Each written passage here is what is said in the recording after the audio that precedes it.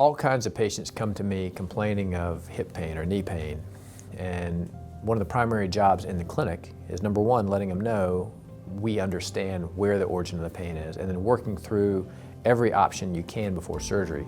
Surgery has come a long way, and we're able to do a whole lot with a hip replacement, we're able to do a whole lot with a knee replacement. However, it's a big surgery, and God's knee is always better than a man-made knee. And so we put that off as a last resort.